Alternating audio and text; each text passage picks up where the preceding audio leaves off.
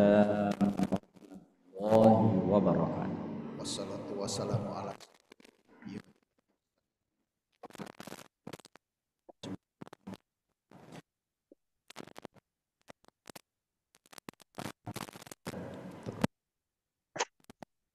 untuk majelis ilmu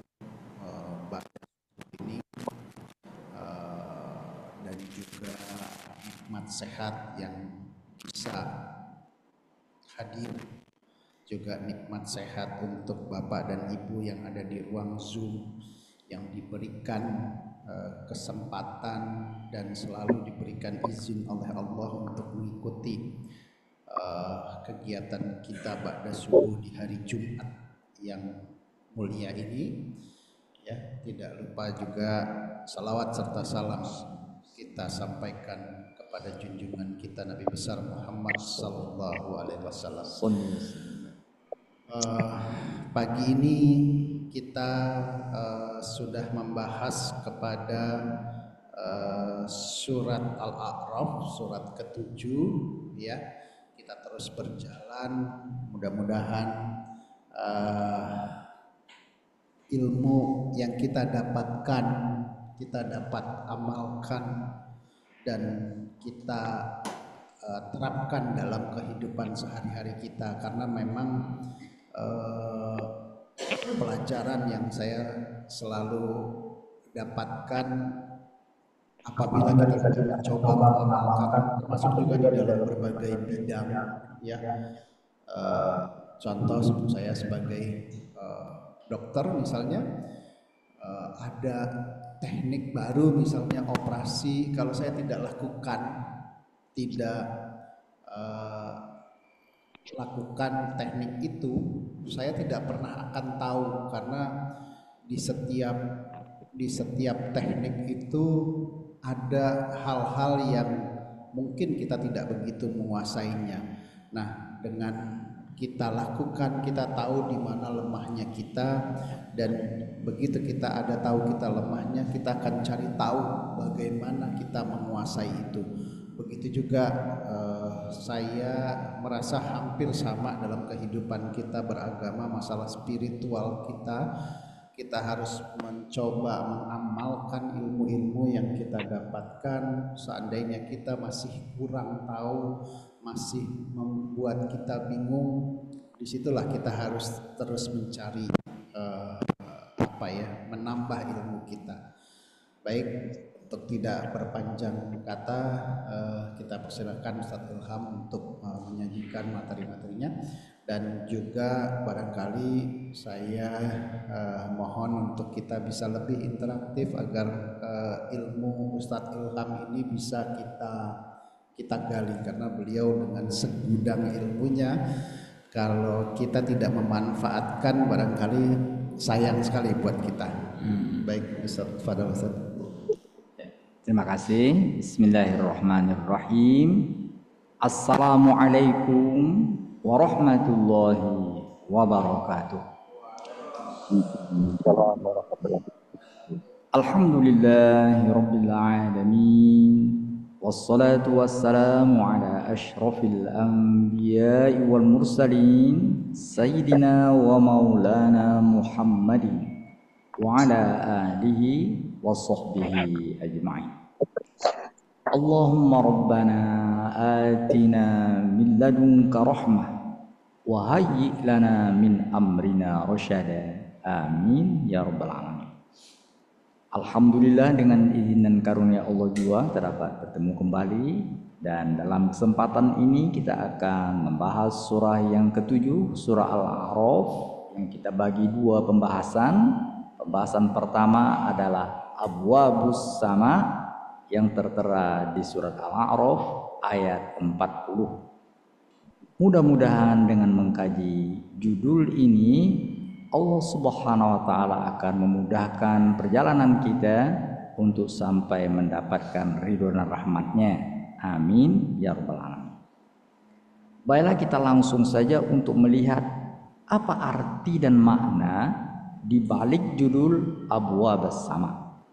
Sebelumnya saya akan baca ayat 40 yang memuat kata abwabus sama itu, innal ladzina kazzabu bi ayatina wastakbaru anha la tufattahu lahum abwabus sama' لا تفتح لهم أبواب السماء ولا يدخلون الجنة حتى يلج الجمل في سم الخياط وكذلك نجزي المجرمين.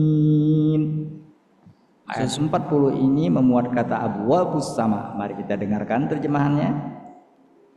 Sesungguhnya orang-orang yang mendustakan ayat-ayat kami dan menyombongkan diri terhadapnya, tidak akan dibukakan pintu-pintu langit bagi mereka, dan mereka tidak akan masuk surga sebelum unta masuk ke dalam lubang jarum. Demikianlah kami memberi balasan kepada orang-orang yang berbuat jahat. Jadi abwabus sama, abwab itu artinya pintu-pintu.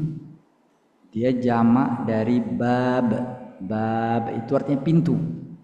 Jadi Alibaba, Ali pembuka pintu. Alibaba itu kan sesam buka pintu, itu baba itu baba ya. Bab artinya pintu. Jamaknya abwab, pintu-pintu langit. Ayat ini menjelaskan tentang pintu-pintu langit, di mana ketika orang meninggalkan dunia ini, meninggalkan dunia itu artinya jiwa kita meninggalkan badan kita. Dunia kita, badan kita ini, jiwa kita di dalam meninggalkan dunia, jiwa kita meninggalkan raga. Kemana jiwa kita? Jiwa kita dibawa oleh malaikat menembus pintu langit, dikonfirmasi ada apa enggak nama kita. Kalau tidak ada nama kita, kita akan dimasukkan ke barzah namanya lubang neraka. Tapi kalau dikonfirmasi oke, maka orang ini akan mendapatkan barzah namanya taman surga. Jadi siapa yang tidak melewati pintu langit, berarti dia tidak akan mendapatkan barzah yang namanya taman surga. Itu makanya dikatakan tidak dibuka pintu langit, tidak masuk ke surga. Karena barzah yang bernama pintu yang disebut dengan pintu langit yang akan mencapai kepada barzah taman surga itu syaratnya adalah orang atau yang telah meninggalkan dunia ini jiwanya dapat menembusnya. Itulah dia abwabus sama. Tidak dibuka pintu langit, menerima kehadiran jiwa orang yang telah meninggal dunia, itu berarti dia nggak akan mendapatkan tempat barzahnya di taman surga. Kita sering berdoa, ya Allah, semoga ditempatkan dia di taman surga. Taman surga itu apabila jiwa orang yang telah meninggal dunia dapat menembus pintu langit. Itu kalau kita lihat, kalau kita dengar cerita Isra Mi'raj Rasulullah ketika mau lewat pintu langit itu aja ditanya. Padahal Nabi, man anta, ana Muhammad. Jadi man anta Jibril, itu man anta ana Jibril. Wa man ma'aka Muhammad. Ursila, apakah telah diutus? Iya. Konfirmasi pintu langit itu. Bahkan selevel Jibril saja konfirmasi, man anta, siapa? Kata malaikat penjaga pintu langit. Karena itu siapa yang dapat menembus pintu langit, maka taman surga akan menantinya dan orang itu akan mendapatkan kesempatan masuk ke dalam surga. Itulah dia abwabus sama, pintu langit. Itu tentulah di luar jangkauan kita. Kita jangankan pintu langit, langit-langit masjid aja kita nggak dapat tembus ya. Langit-langit rumah saja kita nggak dapat mencapai, apalagi pintu langit. Tapi itu ada, karena yang memberitakan tentang pintu langit itu adalah Allah, pencinta langit dan bumi. Allamal insana ma lam ya'lam. Allah menurunkan petunjuknya untuk mengajari manusia yang kita nggak tahu. Allah mengatakan ada pintu langit, dan itu ditolak oleh Fir'aun. Fir'aun ketika Musa mengatakan bahwa ada pencipta langit dan bumi, kalau kau yakin, itu Fir'aun tertawa. Mana ada pintu langit, mana ada pencipta langit dan bumi, akulah Tuhan. Itu karena dia tidak yakin. Bahkan dia mengatakan, hai Haman, buat buat piramid. Aku ingin lihat siapa itu yang di sana disebut Musa dengan penjaga pintu langit. Seperti dikatakan di surat 40 ayat 37-nya ya. Wa qala fir'aun ya Haman ibni li sarhan la'alli ablughul asbab as-samawat. Silakan. Surat 40 mulai ayat 37. Yaitu pintu-pintu langit agar aku dapat melihat Tuhan Musa. Tapi aku tetap memandangnya seorang pendusta, dan demikian dijadikan terasa indah bagi Fir'aun perbuatan buruknya itu, dan dia tertutup dari jalan yang benar, dan tipu daya Fir'aun itu tidak lain hanyalah membawa kerugian. Adanya pintu langit telah ditolak oleh orang-orang yang sombong. Ketika Rasulullah mengatakan, aku berangkat menembus pintu langit, bahkan sampai ke langit yang ketujuh untuk menerima perintah sholat, itu banyak yang nggak yakin, nggak percaya. Abu Bakar Siddiq mengatakan, siapa mengatakan itu? Muhammad. Aku percaya, karena Muhammad SAW tidak pernah bicara dusta, dia bicara kebenaran, dan apa yang dibawanya Quran tidak pernah bertentangan dengan kebenaran. Masalahnya isi Quran ini ada yang belum bisa dicerna oleh orang sekarang, belum dicerna. Jadi ketika tadi Rasulullah mengatakan itu nggak dicerna, tapi pintu langit itu ada. Dan kita sedang dalam perjalanan menujunya.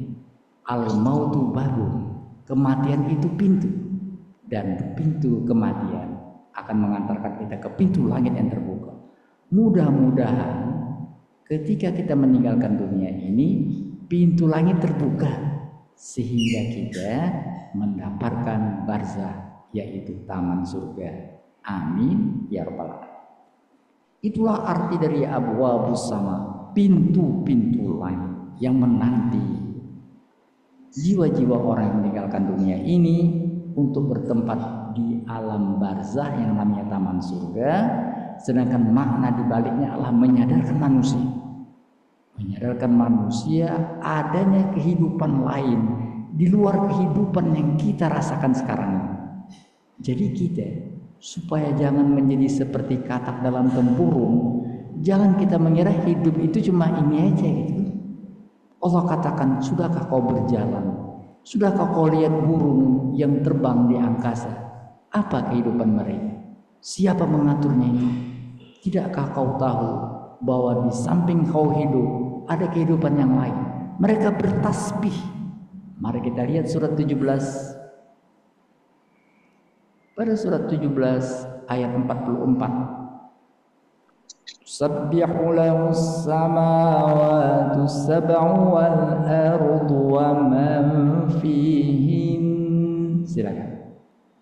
Langit yang 7, bumi dan semua yang ada di dalamnya bertasbih kepada Allah. Dan tidak ada sesuatu pun melainkan bertasbih dengan memujinya. Tetapi kamu tidak mengerti tasbih mereka. Sungguh dia Maha Penyantun, Maha Pengampun. Kau tidak tahu, tapi langit yang 7 dan para penghuninya bertasbih kepada Allah Subhanahu wa Ta'ala. Jadi kehidupan ini bukanlah sebatas yang kita ketahui. Kehidupan ini lebih dari apa yang kita dapat rasakan. Dan Allah mengatakan, Allah memberitakan bahwa ketika kita akan meninggalkan dunia ini, ada pintu langit untuk tes kita. Sudahkah kita benar-benar orang yang pantas untuk mendapatkan taman surga, atau kita akan terlempar? Na'udzubillah min dzalik. Itulah sekali lagi arti dan makna di balik abwabus sama. Artinya adalah pintu-pintu langit, tapi maknanya menyadarkan manusia adanya kehidupan lain di luar kehidupan yang kita jalani.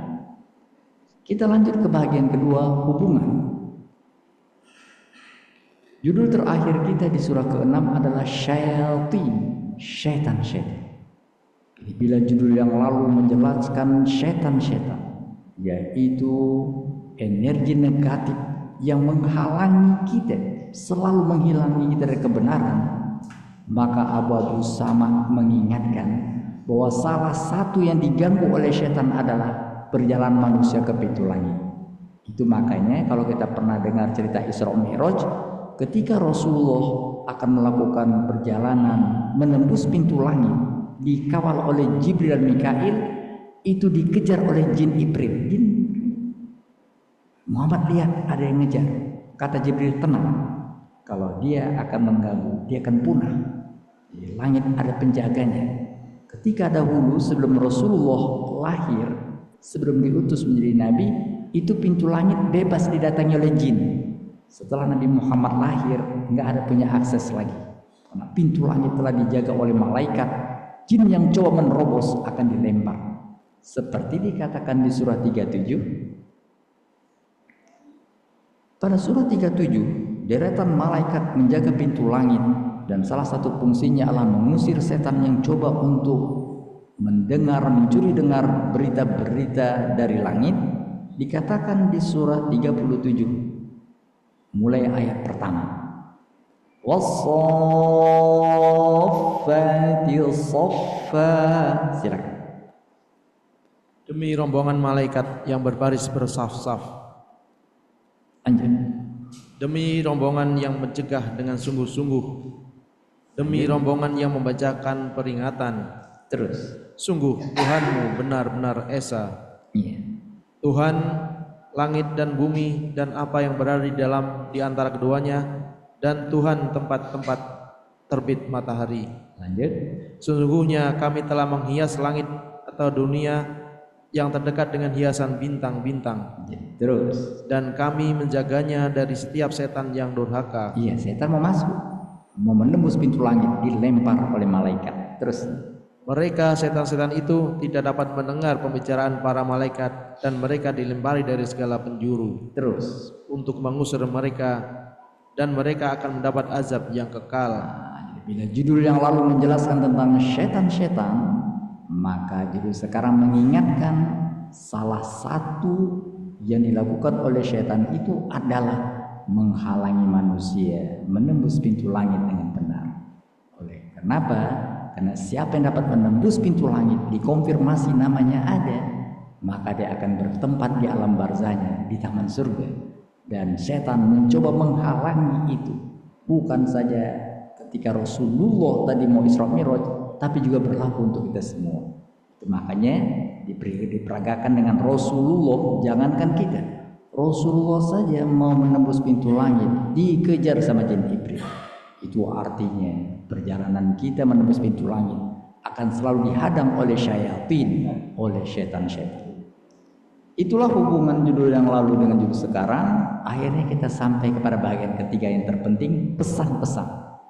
Bagaimana caranya menembus pintu langit sehingga saat kita meninggalkan dunia ini, pintu langit terbuka dan kita akan mendapatkan alam barzakh, taman surga. Itu orang yang mendapatkan ini, seperti sering kita ingatkan, sebenarnya saat mau meninggal dunia, malaikat menyebut, sudah bilang, kamu orang baik, kamu akan kami bawa menembus pintu langit dan bertempat di taman surga.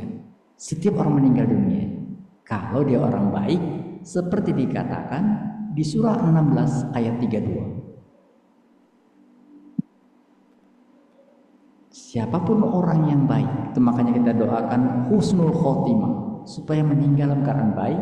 Karena orang meninggal dalam keadaan baik, maka jiwanya akan dibawa oleh malaikat, seperti Rasulullah dikawal oleh malaikat menembus pintu langit, maka malaikat akan mengawalnya menembus pintu langit.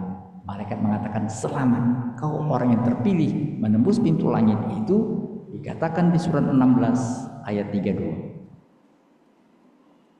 Orang yang ketika diwafatkan oleh para malaikat dalam keadaan baik, para malaikat mengatakan kepada mereka, salamun alaikum, masuklah ke dalam surga karena apa yang telah kamu kerjakan. Ya, kamu telah melakukan hal-hal yang membuatmu pantas untuk menembus pintu langit. Apakah yang harus kita lakukan sehingga kita termasuk orang-orang yang beruntung menembus pintu langit dengan pengawalan malaikat? Mari kita lihat kembali surah 7, pesan-pesan yang tertera di sana. Yang pertama, Untuk dapat menembus pintu langit itu, yang pertama adalah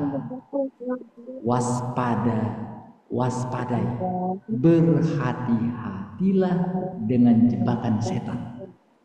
Jadi kalau tadi Rasulullah menembus pintu langit, itu datang setan untuk mengejar jin ibrit, maka hal yang sama dilakukan sekarang ini.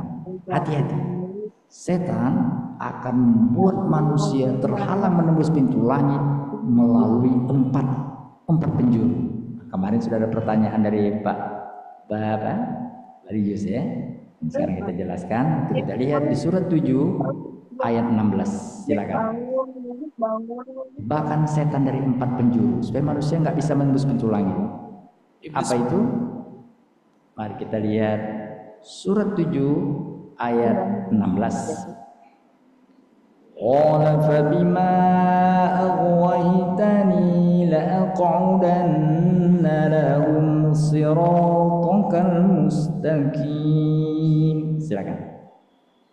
Iblis menjawab, karena engkau telah menyesatkan aku, pasti aku akan selalu menghalangi mereka dari jalanmu yang lurus. Jalan yang lurus itu dia, supaya dapat menembus pintu langit. Bagaimana caranya? 17. Ini ada Dan pasti aku akan mendatangi mereka dari depan, dari belakang, dari kanan, dan dari kiri mereka. Engkau tidak akan mendapati kebanyakan mereka bersyukur. Iya, aku datangi mereka dari depan, dari belakang, dari kanan, dari kiri. Ya abang kayak begini lah. Dalam tafsir ayat ini, beberapa penafsir mengatakan begini. Maksud setan menghalangi dari depan adalah dibuatnya manusia lupa tentang apa di depan kita. Depan itu ada tujuan. Dibuat oleh setan manusia lupa tujuan hidup. Apa tujuan hidup kita? Tujuan hidup kita adalah untuk mendapatkan rahmat Allah Subhanahu. Kalau abang baca ayat kan Itu makanya istilahnya berpulang ke rahmatullah. Setan mengaburkan itu. Dua dia nih bang. Yang ada hanya dunia. Kalau manusia tanya, dia persiapannya adalah bagaimana supaya ketika tua dia nyaman. Kenapa kerja? Kenapa apa? Ya supaya ketika tua dapat hidup dengan tenang. Apa tua? Itu. Padahal tua itu belum tentu satu. Kedua, kepastian kematian itu ada. Artinya kehidupan nggak hanya dunia saja. Ini supaya nanti kita masa tua kita nyaman. Setelah itu apa? Kan mati juga. Setan membuat manusianya berpikir ke arah dunia saja. Setelah mati sudah, itu ada. Jadi manusia itu orientasinya hanya kematian. Sampai situ aja. Setan membuat manusia berpikir, mumpung masih hidup, belum mati lakukan aja. Dia lupa bahwa setelah kematian itu justru kehidupan yang sebenarnya. Dunia ini akan kita tinggalkan. Kehidupan sebenarnya justru setelah dunia kita tinggalkan, itu baru hidup sebenarnya. Dunia ini itu akan kita tinggalkan. Kalau begitu, kehidupan yang sebenarnya setelah dunia kita tinggalkan. Mari kita lihat surat 29 ayat 64. Surat 29 ayat 64. Wa ma hadhil hayatud dunya illa lahu wa la'ib. Silakan. Dan kehidupan dunia ini hanya sandagoro dan permainan, dan sesungguhnya negeri akhirat itulah kehidupan yang sebenarnya, sekiranya mereka mengetahui. Iya, kehidupan akhirat itulah kehidupan yang sebenarnya kalau mereka tahu. Oleh karena itu dibuat oleh setan manusia tidak peduli dengan apa kehidupan setelah kematian, mumpung masih hidup, dan itu akan menjadi penyesalan seperti dikatakan di surah 69. Orang-orang yang berpikir hanya ke arah mumpung masih hidup, bagaimana untuk mempersiapkan kehidupan nyaman di masa tua, itu masih dunia saja, dia akan mengalami penyesalan seperti dikatakan di surah 69 mulai ayat 25.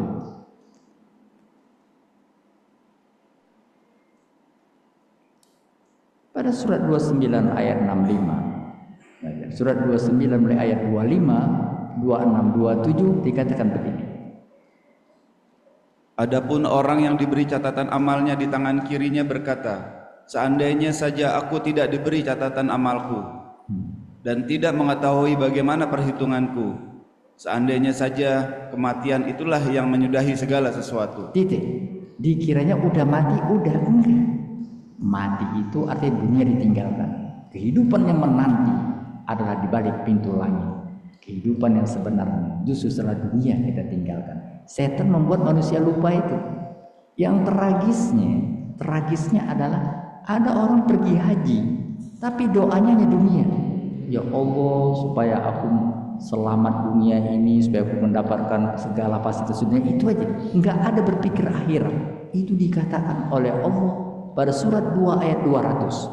Udah pergi haji, tapi orientasi hidupnya hanya dunia. Dikatakan di surat 2 ayat 200. فَإِذَا قَضَيْتُم مَّنَاسِكَكُمْ فَاذْكُرُوا اللَّهَ. Silakan. Apabila kamu telah menyelesaikan manasik rangkaian ibadah haji, berzikirlah kepada Allah sebagaimana kamu menyebut-nyebut nenek moyang kamu. Bahkan berzikirlah lebih dari itu. Di antara manusia ada yang berdoa, "Ya Tuhan kami, berilah kami kebaikan di dunia." Sedangkan di akhirat dia tidak memperoleh bagian apapun. Kenapa? Karena nggak pernah didoakannya. Doanya itu mumpung pergi haji, mungkin mumpung di depan pintu Ka'bah, mumpung di Raudhah, tempat-tempat yang mustajab. Ya Allah, supaya aku sukses dunia ini. Ya Allah, bantu supaya sukses dunia ini. Cuma itu aja. Itu nggak salah. Tapi kalau hanya itu terjebak dengan tipuan setan. Dia hanya tujuan di depan itu hanya dunia saja. Lanjut 201. Itu nggak salah, tapi teruskan. Di antara mereka ada juga yang berdoa, "Ya Tuhan kami, berilah kami kebaikan di dunia dan kebaikan di akhirat, serta lindungilah kami dari azab neraka." Itulah baru namanya sapu jagat. Jagat itu bukan dunia saja. Jagat raya itu dunia akhirat. Tapi sekali lagi, ada orang yang sudah sampai ke Mekah, sudah melaksanakan manasik, tapi tujuannya di depan hanya dunia. Itu tipuan setan yang pertama. Dibuatnya manusia hanya bertujuan untuk dunia saja, untuk masa-masa tua saja. Itu terjebak karena kehidupan bukan hanya dunia. Kehidupan yang sebenarnya bermula setelah dunia kita tinggalkan. Lebih pintu langit dapat ditembus. Itu satu. Kedua, setan perangkap yang kedua dari belakang. Belakang itu dunia. Kenapa dunia dikatakan belakang? Karena akan ditinggalkan. Kita meninggalkan tempat berarti di belakang. Kita tinggalkan belakang dunia. Dibuat oleh setan daya tarik dunia demikian hebat, sehingga bahkan orang yang mengerti agama, dia mengerti Al-Quran, mungkin dia menghafal Al-Quran, tahu isi Quran, tapi daya tarik dunia membuatnya lupa tentang isi apa yang telah dipelajarinya. Dikatakan di surah 7 ini ayat 175. Itu daya tarik belakang. Kalau tadi depan tadi dibuatnya manusia lupa tujuan kita sebenarnya adalah akhirat. Dibuatnya dunia saja sampai mati saja. Sekarang dari belakang dibuatnya manusia tersedot di belakang, memikirkan belakang saja. 7175. Silakan. Ya, surah 7 175. Dan bacakanlah Muhammad kepada mereka berita yang telah kami berikan kepada, dan bacakanlah Muhammad kepada mereka berita orang yang telah kami berikan ayat-ayat kami kepadanya. Kemudian dia melemaskan diri dari ayat-ayat itu, lalu dia diikuti setan-setan, maka jadilah dia termasuk orang-orang yang sesat. Punya pengetahuan agama, tapi setan tidak peduli. Dia tembus orang itu, ditariknya ke belakang. Lanjut. Dan sekiranya kami menghendaki, niscaya kami tinggalkan derajatnya dengan ayat-ayat itu. Tetapi dia cenderung kepada dunia dan mengikuti segala keinginan. Maka perumpamannya seperti anjing, jika kami menghalaunya, dijulurkan lidahnya, dan jika kami membiarkannya, dia akan menjulurkan lidahnya juga. Demikianlah perumpamaan orang-orang yang mendustakan ayat-ayat kami. Maka ceritakanlah kisah-kisah itu kepada mereka yang berpikir. Na'udzubillah min dzalik. Itu jebakan setan. Dihalanginya manusia berpikir akhirat, hanya dunia. Dibuatnya manusia berpikir dunia saja sehingga melupakan pesan-pesan akhirat. Baru yang kanan adalah baik. Kanan itu lambang baik. Dibuatnya manusia berat berbuat baik, Dan kalau sudah buat baik, dihancurkannya. Umpamanya paling gampang adalah membantu orang. Berat sekali membantu orang. Dan kalau sudah membantu, kalau banyak orang itu sudah dihalangi membantu orang lain tapi nggak tembus, orang itu membantu juga, dihancurkannya. Caranya apa?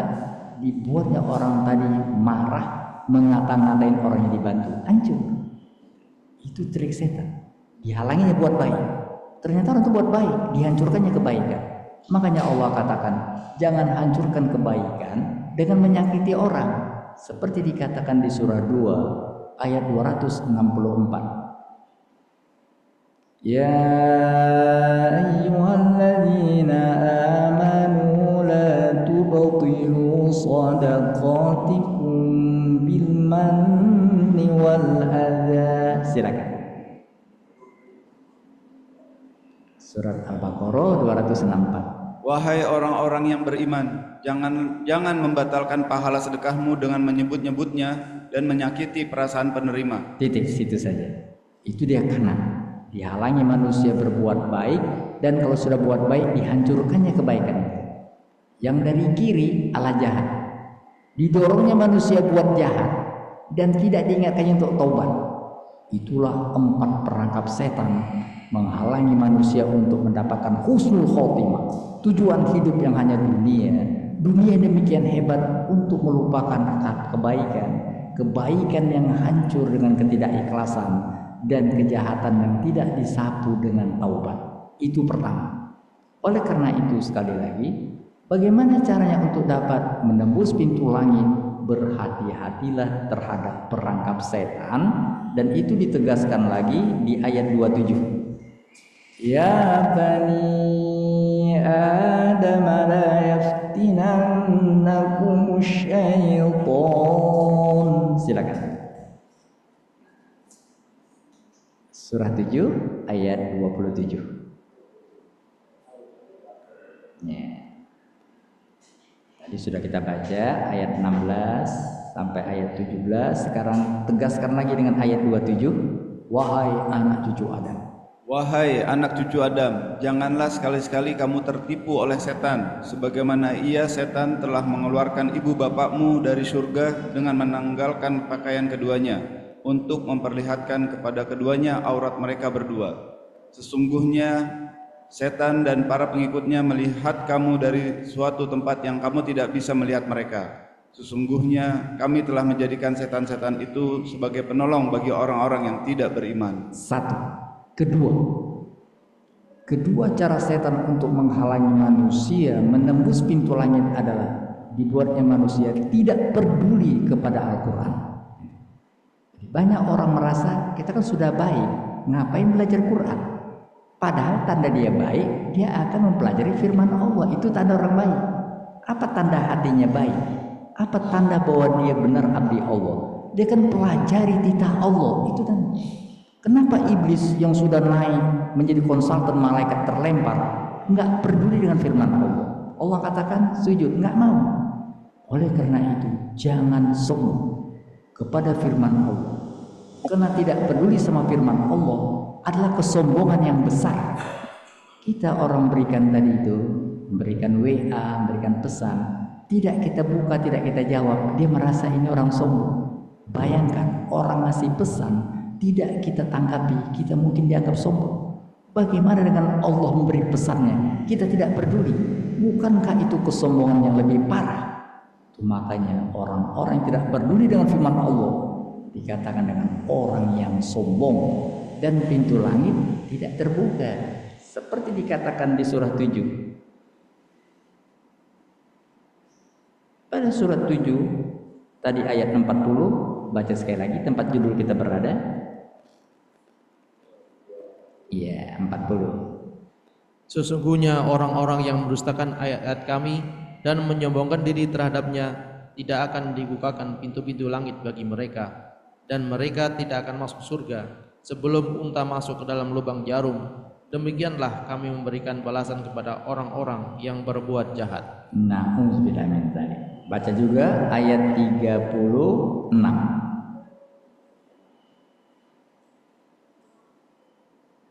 36 ya. Tadi kan 40, coba kita balik 36-nya sebelumnya.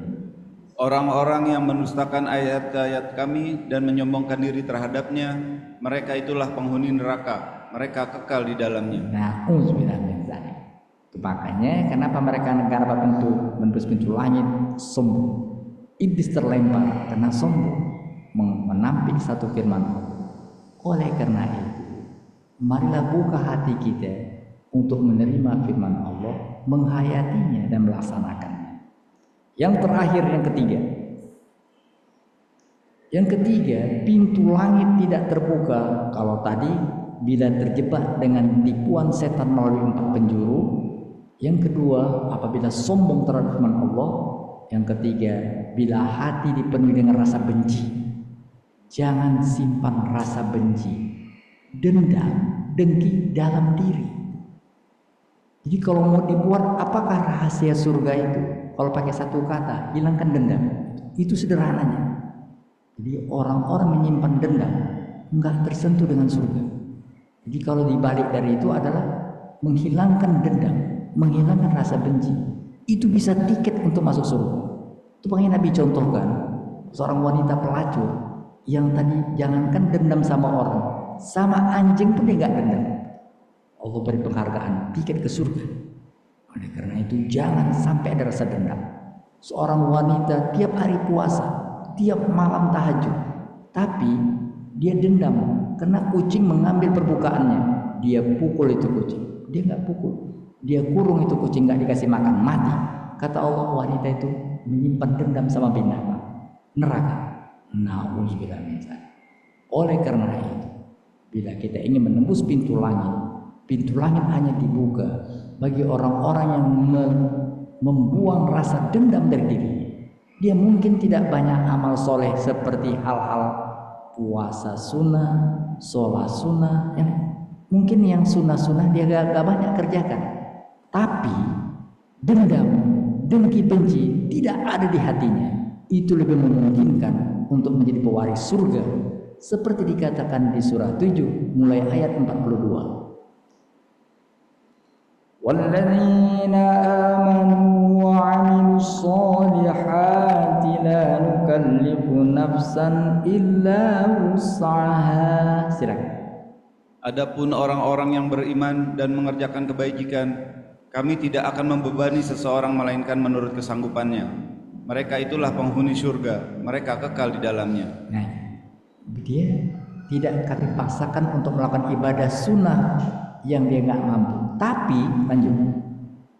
Kami mencabut rasa dendam dari dalam dada mereka. Di surga mengalir di bawah mereka sungai-sungai.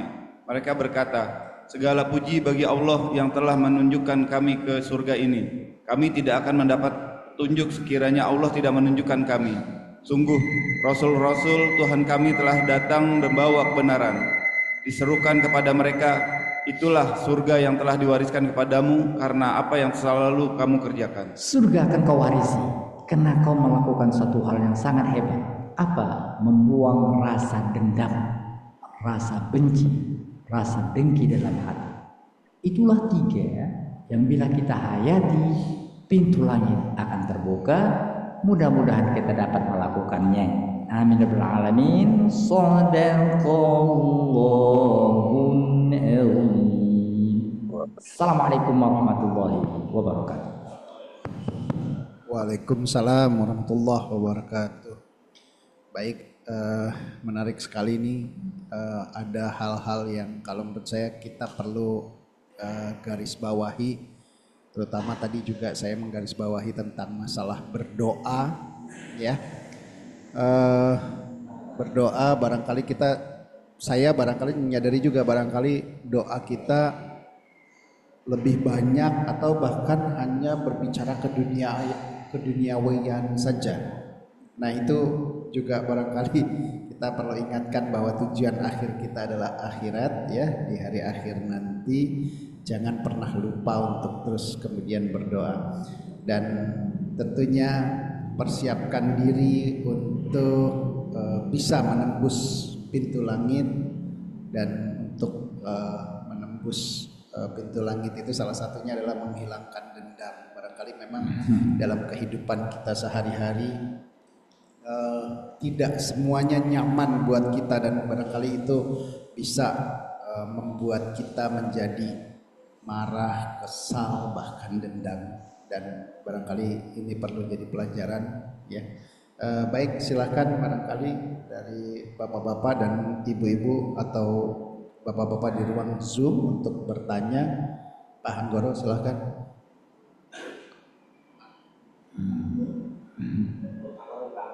Iya.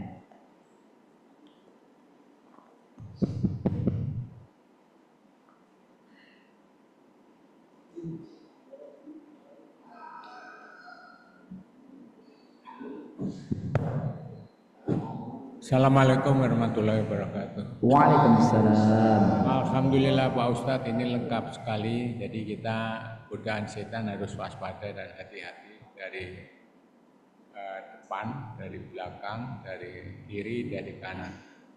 Yang tadi saya salah satu yang masih menjadi pertanyaan Pak Ustadz, itu adalah bagaimana kita mempersiapkan diri dan waspada hati-hati tadi. Salah satunya jangan sampai kita kiri dan kanan tadi sombong. Kalau sombong kita bagian dari sikap dan perbuatan. Itu mudah kita lihat dan mudah kita rubah. Kalau pakai mobil, mobilnya dirubah. Kalau parkir, parkirnya jangan terlalu menyolok dan sebagainya atau menzalimin orang. Tetapi kalau namanya dendam ini nggak kelihatan Pak Ustaz. Jadi dendam ini adalah sesuatu yang ada di dalam hati. Jadi yang kami ingin mohon pencerahan adalah bagaimana menghilangkan dendam yang bisa nanti akan menjadi pengingat kita, mungkin orang sekitar kita, mungkin pasangan kita atau keluarga kita bisa mengingatkan, kok kamu masih dendam juga gitu loh. Padahal ini ada yang terucap, ada yang di dalam hati. Apakah ini menghilangkannya itu dengan bertobat ataukah ada sesuatu ucapan, aku sudah tidak dendam lagi. Atau kita harus menghampirin yang bersangkutan untuk kita melupakan, mengatakan bahwa sudah ya baik-baik, kita nggak ada ganjelan lagi dan sebagainya. Terima kasih Pak Ustadz. Ya baik. Jadi dendam itu memang suatu hal yang sangat tadi itu perlu kita waspadai. Itu nggak kelihatan itu. Itu adalah virus iblis. Iblis itu dendam. Sampai ya Allah, sampai kiamat aku akan sesat manusia itu. Jadi dendam itu virus nomor 1 iblis. Ya kan dendam. Makanya dia minta panjangan umur. Tujuannya satu, supaya mereka masuk neraka gitu. Itu dendam itu. Makanya tadi hati-hati dengan dendam. Karena dendam adalah virus iblis yang nomor 1. Bertahan hidup gara-gara dendam. Bagaimana cara menghilangkannya? Nah, caranya diantaranya begini. Kita dendam, kita benci sama seorang. Itu setan akan suka berikan bayangan. Jadi saya itu sama seorang, sama si A itu benci sekali. Asal melihat atau dengar nama dia udah jijik aja gitu banyak. Nah, caranya bagaimana? Caranya begini. Caranya setiap kali setan membuat gambaran tentang dia, katakan ini. Katakan penangkalnya di surah 59. Penangkalnya kita. Jadi siapa itu yang tadi itu kurang ajarnya setan itu? Kita dendam bukan sama orang lain, sama orang beriman juga. Itu dia. Ya, kita berantem itu bukan sama orang, kalau sama orang non muslim itu udah gampang gitu ya. Tapi sama orang beriman itu nomor 1 buat sama setan supaya pecah persaudaraan kita. Bila itu terjadi, terapinya adalah lihat surat 59 ayat 10. Ini sengaja dibuat Allah gini. Kita lihat ya. Walladzina ja'u min ba'dihim yaqulun Rabbana ighfir lana wa li ikhwanina alladzina sabaquna bil iman wa la taj'al fi qulubina ghillan lil ladzina amanu Rabbana innaka ra'ufur rahim. Silakan. dan orang-orang yang datang sesudah mereka, muhajirin dan ansor, mereka berdoa. Doa di sini deh. Jadi Ya cara Tuhan menghilangkannya itu kami, doa. Ya Tuhan kami, ampunilah kami dan saudara-saudara kami yang telah beriman lebih dahulu dari kami, dan janganlah Engkau tanamkan kedengkian dalam hati kami terhadap orang-orang yang beriman. Ya Tuhan kami, sungguh Engkau Maha Penyantun, Maha Penyayang. Nah, jadi doa ini penerapannya begini. Rabbana ighfir lana, berhenti dulu. Rabbana ighfir lana, ya Tuhan kami, ampuni kami ya Allah. Kau Maha Pengampun. Kenapa kami hamba nggak bisa ngampunin orang gitu? Jadi ampun, mohon ampun pada Allah. Kenapa virus setan kita simpan? Dendam benci itu kan setan. Kenapa kita simpan? Ya Allah, ampuni aku karena menyimpan rasa dendam yang itulah virus setan. Ampuni aku kenapa menyimpan itu, padahal Engkau Maha Pengasih Penyayang. Rabbana ighfir lana, ampuni kami karena bukan kasih sayang yang kami beri yang ada, tapi justru virus setan yang kami tanam. Satu. Wa li ikhwanina alladzina sabaquna bil iman, ampuni ya Allah orang yang buat kami buat benci ini. Kami makanya benci ini gara-gara dia. Ampuni dia ya Allah. Nah, jadi pertama tadi mohon ampun karena kita menyimpan dendam. Kedua minta ampun untuk kesalahan dia karena dia membuat kita mempunyai itu. Dia ampuni dia. Jangan doakan ya Allah ampunilah kaum muslimin muslimat kecuali Pak Edi itu ya Allah. Nah, itu jangan gitu. Itu malah bahaya malah itu. Justru kita nama dia kita itu. Ya Allah ampunilah dosaku menyimpan dendam. Dosa dia ya Allah kena gara-gara dia aku jadi dendam. Minta ampun pada Allah atas dosa dia. Baru wala taj'al fi qulubina ghillan lil ladzina amanu. Ya Allah cabut rasa enggak suka di hatiku dan di hati dia. Rabbana innaka ra'ufur rahim. Setelah dicabut tanaman kotor itu ya Allah, tumbuhkan di hati kami semaikan tanaman yang baik, yaitu santun dan kasih sayang. Itu dia terapinya gitu. Rabbana ighfir lana, satu, ampuni kami ya Allah karena kami tiap hari mengatakan bismillahirrahmanirrahim. Kenapa ada dendam? Ar-Rahman kasih sayang, Kak Konik itu yang dendam tuh rojim. Kenapa rojim? Padahal kami bilang rohim. Satu. Kedua, ampuni dia ya Allah. Memohon ampun atas kesalahan orang lain itu tidak disukai oleh setan. Jadi makanya dia nggak akan buat kita lagi gitu. Ya. Dalam Quran dikatakan bila kita lakukan terapi ini dia yang nyerah, dia nyerah. Seperti dikatakan di surat 41 ayat 34.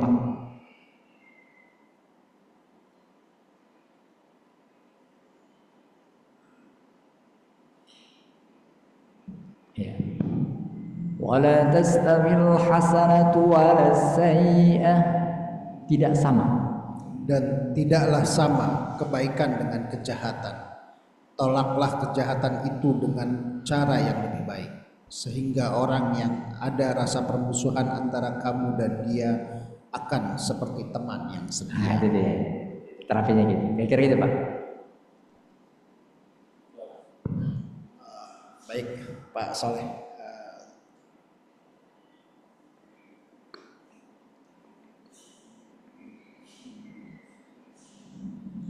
Assalamualaikum warahmatullahi wabarakatuh. Waalaikumsalam.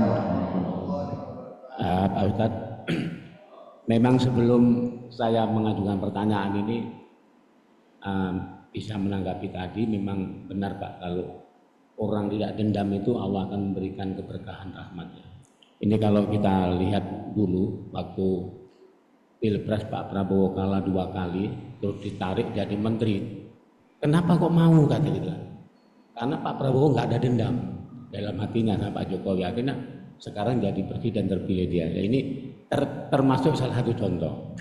Begini Pak Ustadz, menarik sekali tadi Bapak menyampaikan bahwa setan akan menggoda manusia dari depan, belakang, kanan dan kiri. Tadi yang dari kanan itu sudah jelas tadi disampaikan Pak Ustadz ya, bahwa orang berbuat baik ya, kemudian mungkin mengungkit-ungkit ya, dan mungkin menghancurkan orang yang diberi kebaikan itu. Kalau yang dari kiri yaitu berbuat kejahatan tapi tidak akan berinsaf ya.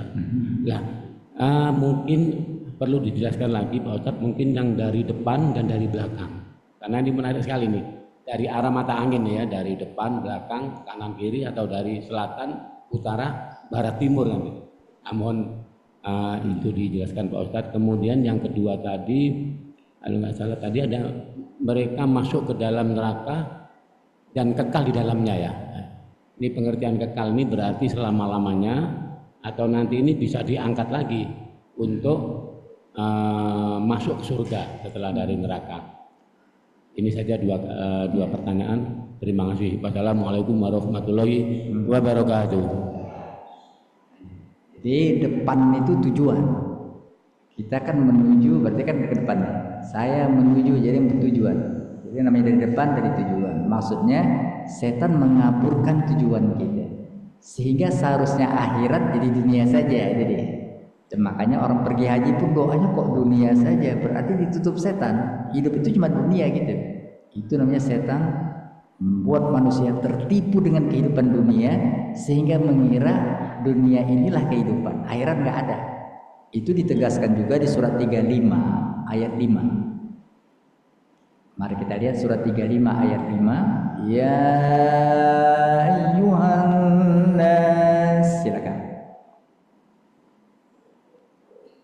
Wahai manusia, sungguh janji Allah itu benar.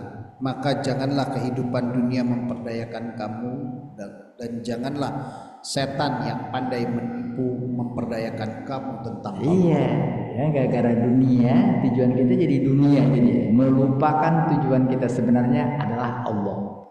Dibuatnya kita lupa dengan berpulang ke rahmatullah. Kita hanya diingatkan berpulang ke tanah. Padahal berpulang ke tanah badan kita. Berpulang ke rahmatullah jiwa kita. Nah, setan cuma memikirkan berpulang ke tanah. Itu makanya orang lebih lagi tertarik dengan nanti kalau meninggal di mana ya dikuburkan, tentang badan ini. Tidak pernah, jarang memikirkan tentang nanti setelah meninggal dunia jiwa kita dapat tempat mana gitu. Di kuburan itu nggak salah juga. Jadi kuburkan di tanah kusir, San Diego, nggak ada masalah itu. Tapi itulah dunia ini. Itu nggak ada masalah itu. Tapi coba pikirkan jiwa kita itu kemana gitu. Jadi setan mengarahkan kita untuk memikirkan raga, itu namanya dikaburkan tujuannya depannya. Kalau belakang, ada orang sudah tahu akhirat tuh gini, bahkan ceramah akhirat, setelah mati ada akhirat, tapi kena gaya tarik belakang, gravitasi belakang dunia ini, jadi nggak maju. Maka dicontohkan tadi, dia sudah ngerti agama, tapi kena dorongan duniawi, belakang mundur lagi ke belakang. Jadi yang belakang itu adalah daya tarik duniawi. Depan itu akhirat yang terlupakan, sedangkan belakanglah dunia yang tadi membuat dia buta bahwa dia sebenarnya hanya sementara. Kira-kira gitu Pak. Adapun tentang kekal di neraka, pada surat 11 dibilang begini. 11 ya. Ayat 107. Langsung saja terjemahannya. 107 langsung. Mereka kekal di dalamnya selama ada langit dan bumi, kecuali jika Tuhanmu menghendaki yang lain. Sungguh Tuhanmu maha pelaksana terhadap apa yang dia kehendaki. Itu Allah kan dia punya ini ya, hak prerogatif ya. Jadi selama-lamanya, kecuali itu bergantung kepada kebijaksanaan Allah Subhanahu wa taala. Tapi ada peluang selama-lamanya itu tidak. Karena Allah katakan kecuali kalau aku menentukan lain, neraka selama-lamanya. Enggak, langsung itu bisa. Itu adalah tergantung kepada Hakim Alim Allah Subhanahu wa taala. Kira begitu. Baik, ada lagi dari masjid atau di ruang Zoom barangkali Pak Barizu Salam. Silahkan. Terima kasih, tidak bertanya Pak, maaf. Terima kasih, sudah bagus. Ya, barangkali ada lagi tambahan. Pak Saleh ada tambahan?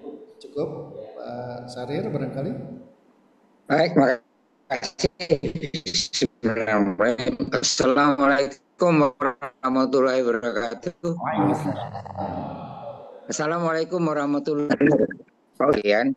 Saya pikir ini juga Al-A'raf yang lalu, saya ingat itu bahwa kita berada satu tempat ya, itu versinya lain, dan kita menunggu ya orang-orang yang akan masuk surga atau neraka itu ya. Baiklah, jadi yang ini saya ingat bahwa apa yang disampaikan pertama adalah tentang godaan dan jebakan setan itu sampai ya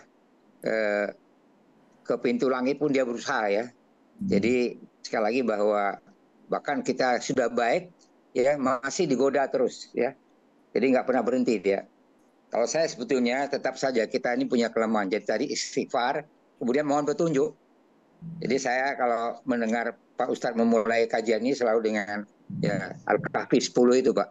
Saya pikir demikian. Jadi sekali lagi bahwa bagaimana kita melihat setan itu tadi sudah dijelaskan, nggak pernah berhenti.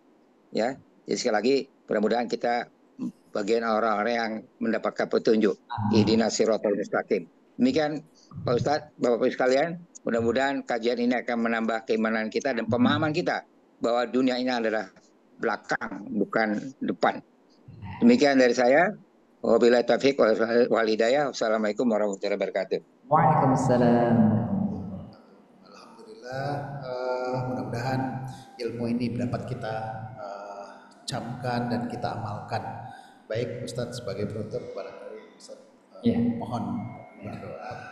Mari bersama kita tutup pengajian kita dengan membaca doa kafaratul majlis. Subhanakallahumma wa bihamdik asyhadu an la ilaha illa anta astaghfiruka wa atubu ilaik. Assalamualaikum warahmatullahi wabarakatuh. Waalaikumsalam warahmatullahi wabarakatuh. Ya, terima kasih Pak Ustadz.